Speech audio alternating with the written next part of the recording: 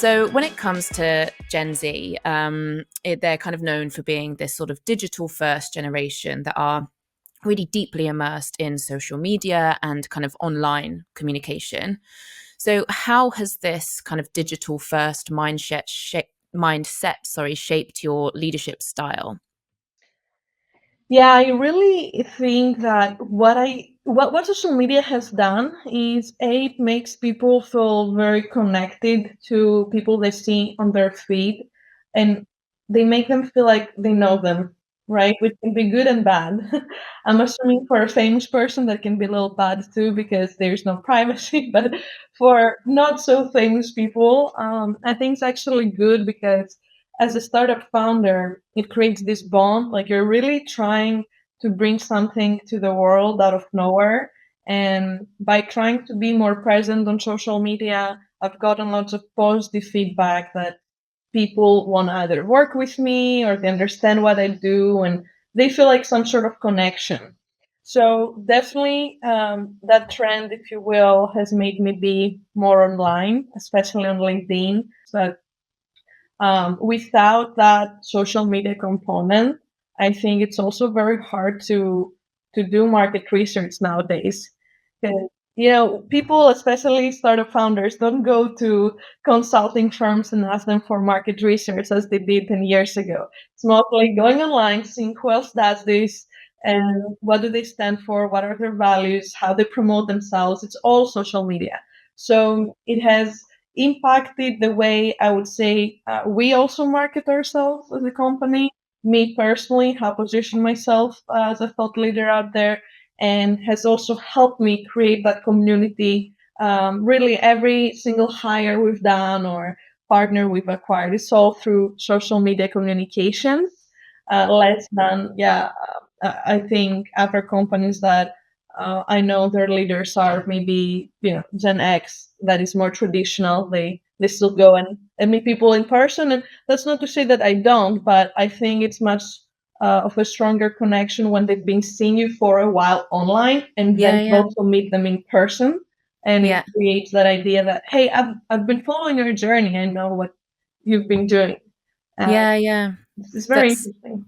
Yeah, such a good point. And like you say, it kind of you already start to build up that personal connection with a person, and you don't have to do heaps of work with that person yourself, right? They just see you, they form this connection with you, and then by the time they meet you in a room, they think like, "Oh, I've been, friends with this person for ages." Or yeah, a really interesting concept. So you talked a bit there about kind of connection and community specifically on the LinkedIn platform. So what kind of things are you doing on LinkedIn there?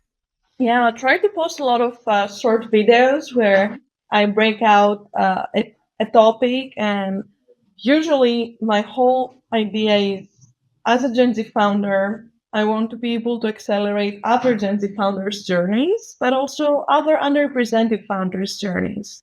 And usually, the type of content you see out there for founders is founders that have really made it. Like they're huge, they've done exits, they're like billionaires, millionaires, and they tell you how it was. But there's such a big disconnect from when they were actually doing it, when they were in the hard parts of really startup world. And that's why I think there's value in sharing what I'm doing now in the 0 to 1 stage rather than maybe 5 years from now.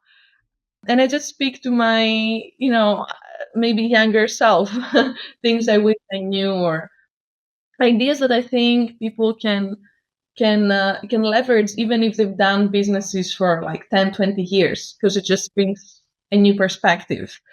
And that's really what I do. I share tips. I share how I see Gen AI impacting a lot the workforce, talent development, sales enablement, and I also try a lot to hype up others. Uh, I think LinkedIn is a place, of course, for thought leadership, but also a place where you can truly build those relationships. I've made some great friends the last 2 years from that. So try to always comment and share others and say, hey, I see you, congrats for this, or keep the Love good that. work. Because that's what keeps us going, right? Like the fact that we're seen and we feel the energy that people are reciprocating what we're putting out there in the world, I think keeps people going. Hmm.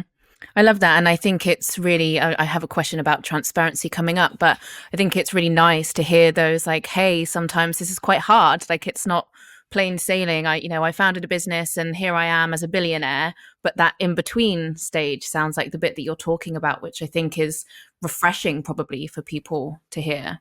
I think most of the times it's hard, and honestly, like I always talk about the ups and downs and the pivots we had to go through, because it's just the reality. And I truly think before starting a business, I wasn't aware of how hard it would be, Mm. and no one is as aware. Because if they were, they wouldn't jump into it, like, for sure.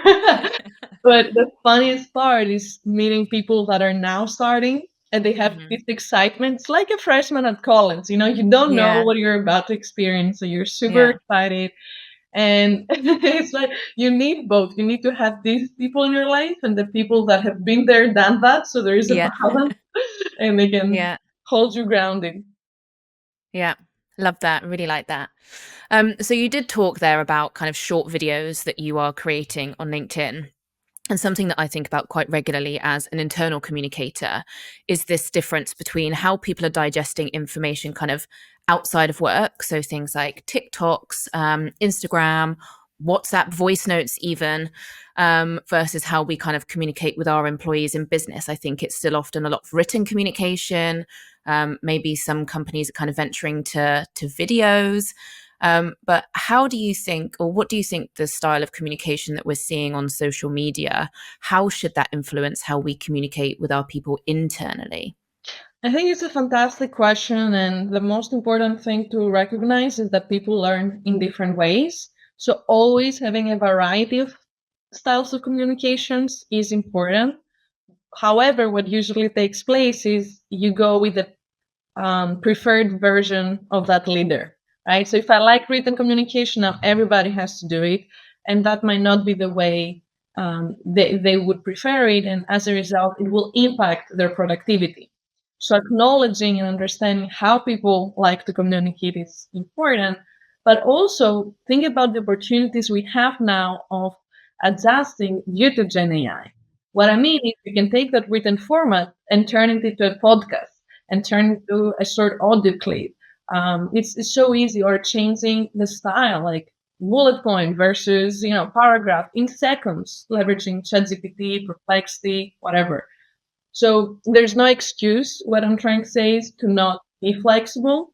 But in my opinion, depending on what's the demographic of your team, if it is Gen Z, definitely short form videos and communication styles that referred to current uh, culture related things. Like I always see, it's so clear. Going back to LinkedIn, I can see what companies put out there, and sometimes there's companies that love to send GIFs or like post, these fun like 30-second animated post based on like a movie character or like I don't know something happening. And it's like, okay, you can tell this is their culture versus someone that's more traditional and they write more professionally, because it's like when you read the post, you kind of hear a voice in your head, right? Like you read it with a persona. So, what feedback I've gotten is that as a company, you need to choose what's your persona and kind of stick with it. And then the rest, I think, will kind of either assimilate it or reject it. But you can do everything. So, choose 2 to 3 means of communication that make sense based on your team. In my opinion, as I said, if you have Gen Z, definitely videos, but also podcasts are really a big hit nowadays. So maybe you try like a small pilot and see if it goes well. Also, to your point, internal communication might be very different than external communication, and that's also okay. So yeah, in our case, we do a lot of written when it comes to internal communication, but externally we try to do more video based. Hey, If you're getting value from today's conversation, make sure you subscribe right now so you don't miss any future episodes of the Aspire to Inspire podcast.